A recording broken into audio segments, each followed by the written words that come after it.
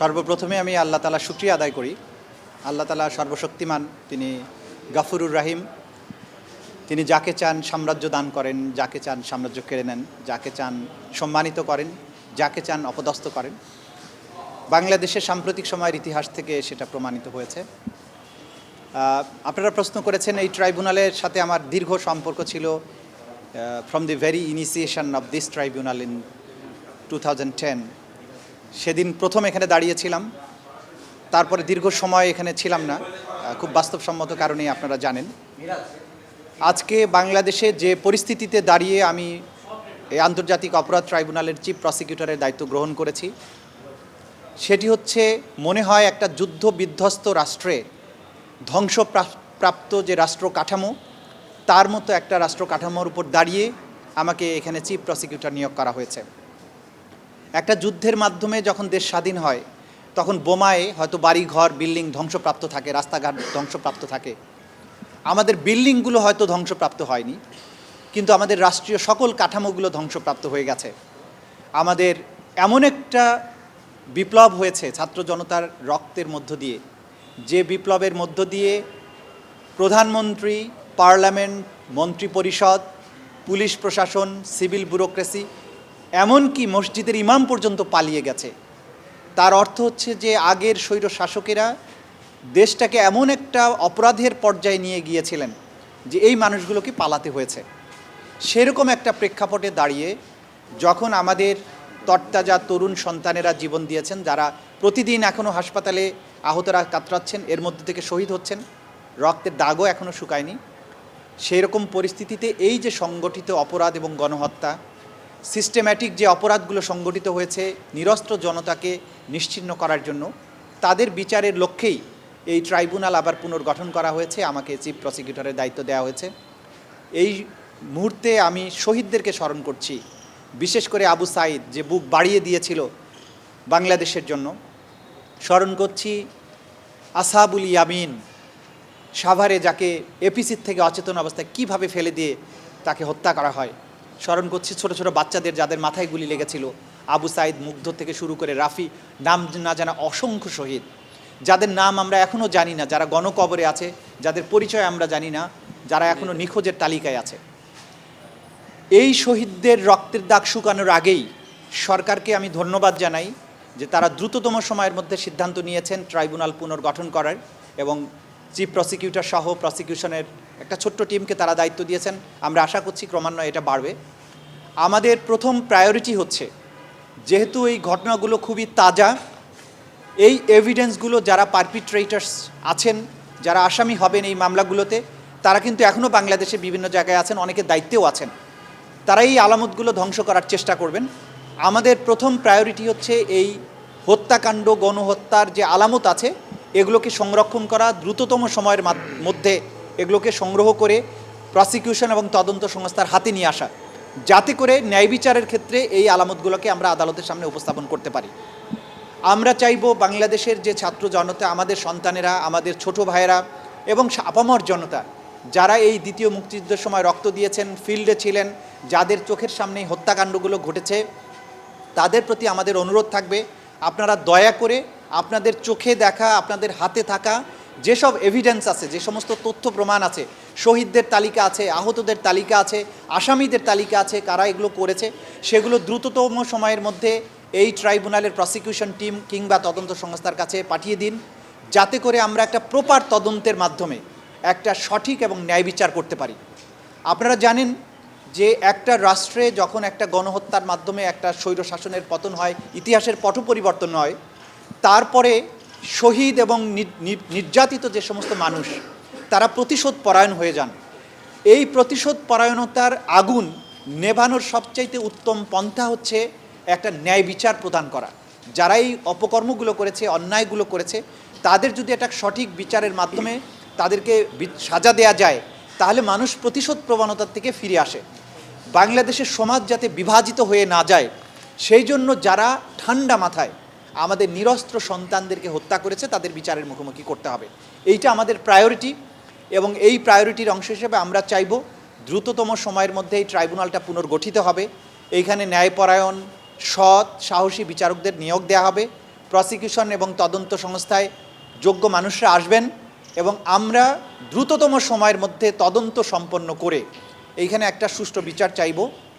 এটা এমন একটা বিচার হবে যে বিচারের পরে শহীদ পরিবার, ক্ষতিগ্রস্ত পরিবার, বাদীপক্ষ সহ আসামি পক্ষও মনে করবে যে হ্যাঁ, তাদের প্রতি ন্যায় বিচার করা হয়েছে, তারা যে অপরাধ করেছিলেন সেটার উপযুক্ত প্রতিদান তারা এখান থেকে পেয়েছেন। আমরা সেই অ্যাটমসফিয়ারটা ক্রিয়েট করার জন্য এখানে আপ্রাণ চেষ্টা করব।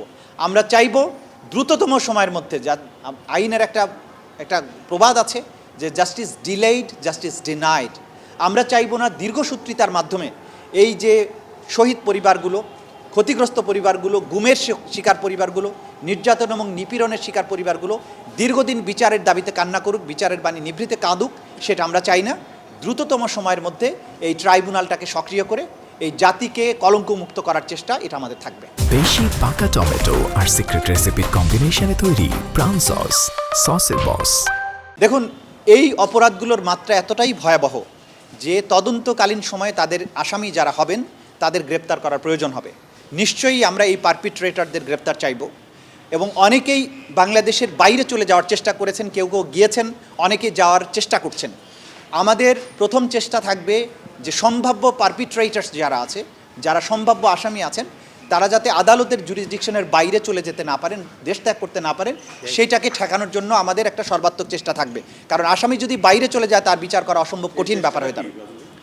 এই চেষ্টা আইন প্রয়োগকারী সংস্থার মাধ্যমে, তদন্ত সংস্থা, আমরা আইন প্রয়োগকারী সকল সংস্থার কাছে আমাদের পক্ষ থেকে আমরা চিঠি পাঠাবো, চেষ্টা করব তদন্ত সংস্থার পক্ষ থেকে যে এরা যাতে বাইরে যেতে না পারে এবং খুব দ্রুততম সময়ের মধ্যে যেসব ঘটনা ঘটেছে, অনেকগুলো অভিযোগ আমাদের প্রসিকিউশন টিমের কাছে, তদন্ত সংস্থার কাছে ইতিমধ্যে এসেছে এবং আমরা কাজ শুরু করার মাধ্যমে খুব দ্রুতই বের করে ফেলব যে কারা এই হত্যাকাণ্ডের সাথে, এই গণহত্যার সাথে, ক্রাইমস এগেনস্ট হিউম্যানিটির সাথে সম্পৃক্ত ছিলেন।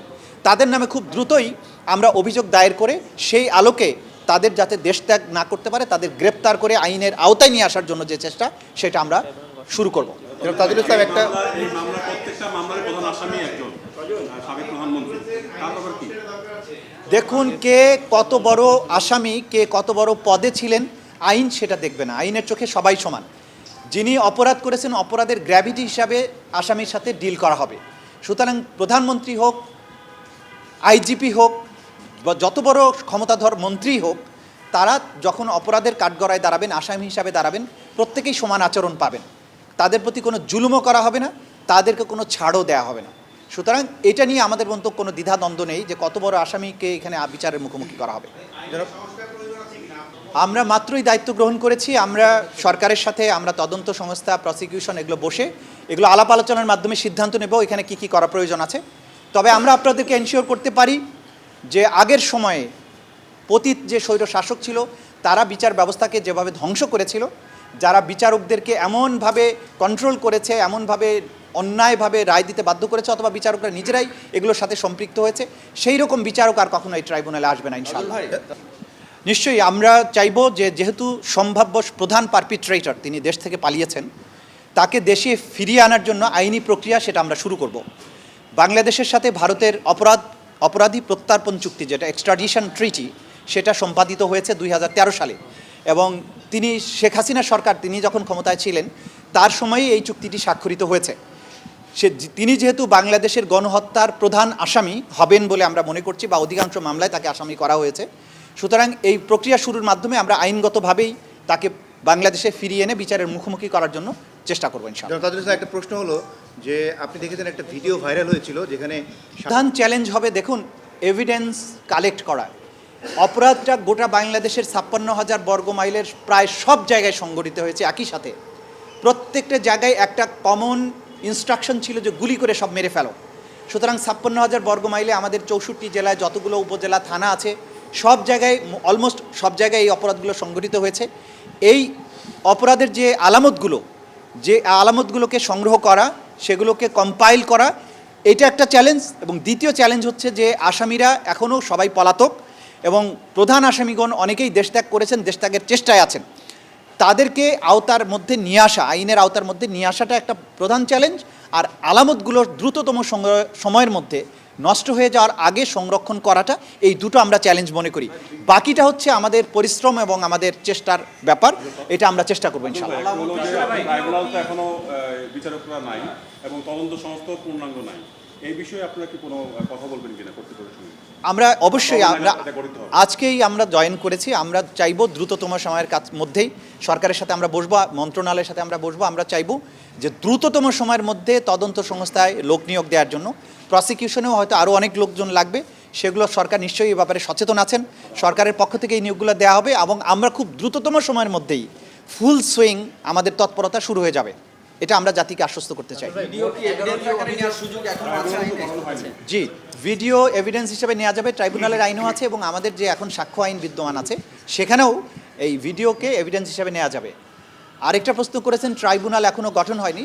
ট্রাইব্যুনাল গঠন না হলেও তদন্ত সংস্থা এবং প্রসিকিউশনের কাজ কিন্তু শুরু হতে কোনো বাধা নেই, তদন্ত সংস্থা কাজ শুরু করবে এবং চিফ প্রসিকিউটর নিজেরাই তদন্ত শুরু করতে পারবেন।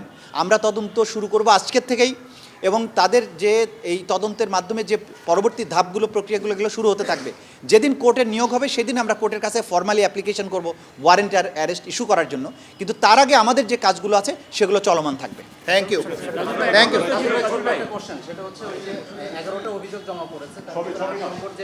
কীভাবে এগুলো দাখিল করবেন ট্রাইব্যুনালে? আমাদের এই যে ট্রাইব্যুনালের যে আইনটা আছে, রুলস অফ এভিডেন্স আছে, সেটার মধ্যেই এটা কাভার করে যে আপনাদের কাছে গণমাধ্যমের কর্মী যারা আছেন, আপনারা এই মামলার প্রত্যেকেই একটা আই উইটনেস, আপনাদের কাছে অসংখ্য ভিডিও ফুটেজ আছে।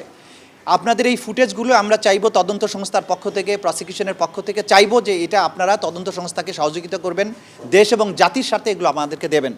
এই ফুটেজ থেকে যেটির কথা আপনি বললেন সেটা থেকেই বোঝা গিয়েছে যে এই হত্যাকাণ্ড ছিল একটা রাষ্ট্রীয় পরিকল্পনার অংশ এবং কমান্ড রেসপন্সিবিলিটি এখানে আছে। প্রধান হিসাবে প্রধানমন্ত্রীর নির্দেশে মন্ত্রী, স্বরাষ্ট্রমন্ত্রী, আইজিপি সহ তাদের যে বাহিনীগুলো, তারা ঊর্ধ্বতন কর্মকর্তাদের বা ঊর্ধ্বতন রাষ্ট্রনায়কদের কমান্ড ফলো করে এই কাজগুলো করেছেন।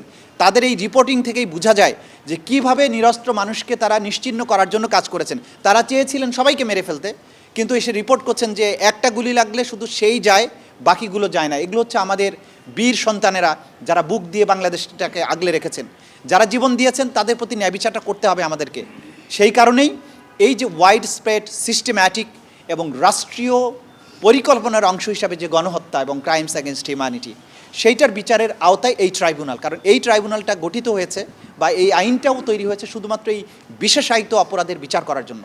সুতরাং আমরা তাদেরকে এই বিচারের আওতায় নিয়ে আসবো। আপনাকে ট্রাইব্যুনাল থেকে বের করে দেওয়া হয়েছে।